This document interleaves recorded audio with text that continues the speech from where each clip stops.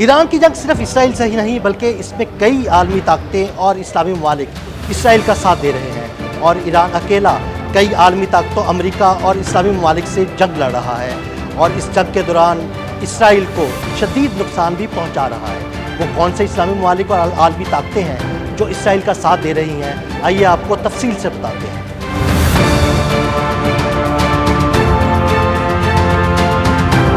Iran और Israel में जारी जंग सिर्फ दो ममालिक के दरमियान जंग नहीं, ये सिर्फ मिसाइलों, ड्रोन्स या एटमी तनसीबात का मसला नहीं, ये एक बड़ी आलमी गेम है। एक ऐसी जंग जिसमें ईरान का सामना इसराइल के साथ साथ पूरी मगरबी ताकतों से है और हैरान कुन तौर पर कुछ इस्लामी ममालिक भी इस जंग में इसराइल के साथ खड़े दिखाई देते हैं। हालिया जंग में जब इसराइल ने ईरान पर पहला हमला किया तो इस हमले के लिए मुबैना तौर पर दो इस्लामी ममालिक उर्दन और इराक की फजाई हुदूद इस्तेमाल की गयी, जिसकी इजाजत इन दो इस्लामी ममालिक की हुकूमत ने आसानी से इसराइल को दे दी। इसराइली जंगी तैयारे मुबैना तौर पर उर्दन और इराक की फजाई हुदूद से गुजरकर ईरान पहुंचे और तबाही फैलाना शुरू कर दी। हैरान कुन तौर पर जब ईरान ने इसराइल पर जवाबी हमला किया तो ये इस्लामी ममालिक इसराइल की हिमायत में मैदान में आ गए और उर्दन से तो ईरान की जानिब से दागे गए कई ड्रोन और मिसाइल इसराइल तक पहुँचने से पहले ही तबाह कर दिए गए।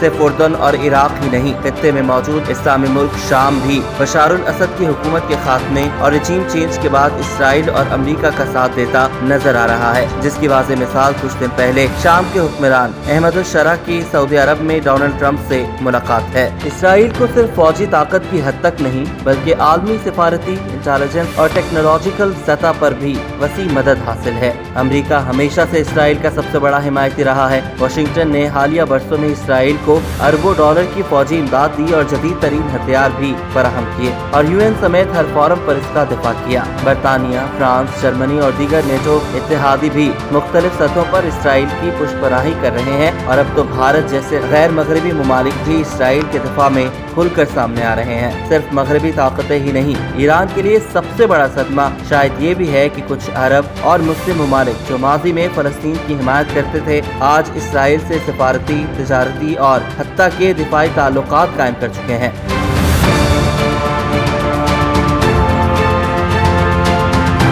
इसराइल ने मशरिक़ वस्ता में गैर एलानिया इत्तेहाद कायम कर लिया है जिसमें अमेरिका, इंडिया, यूएई, बहरीन और खलीजी रियासतें शामिल हैं। ये इत्तेहाद ईरान के बढ़ते हुए असर व रसूख को रोकने, इसके न्यूक्लियर प्रोग्राम को कदगन लगाने के लिए सरगर्म है। ईरान को इस बात का बखूबी इल्म है कि वो तन्हा है लेकिन वो कमजोर नहीं है। उसने मिसाइल और ड्रोन टेक्नोलॉजी में गैर मामूली तरक्की की है। ये जंग सिर्फ तोप खाने की जंग नहीं है, ये तहजीबों, नजरियात और मफादात की जंग है। एक तरफ वो कुव्वतें हैं जो मशरिक़ वस्ता में इसराइल को मरकजी ताकत बनाना चाहती हैं, दूसरी जानिब ईरान है जो खुद को उम्मत मुस्लिमा का मुहाफिज तस्वुर करता है और इसराइल को खत्ते का बदमाश बनने से रोकने के लिए मुस्लिम उम्मा को मुत्तहिद होना पड़ेगा और इस मकसद के लिए एक बड़ा इस्लामी इत्तेहाद बनाने की जरूरत है ताकि नेतन्याहू के ग्रेटर इसराइल मंसूबे को लगाम डाली जा सके।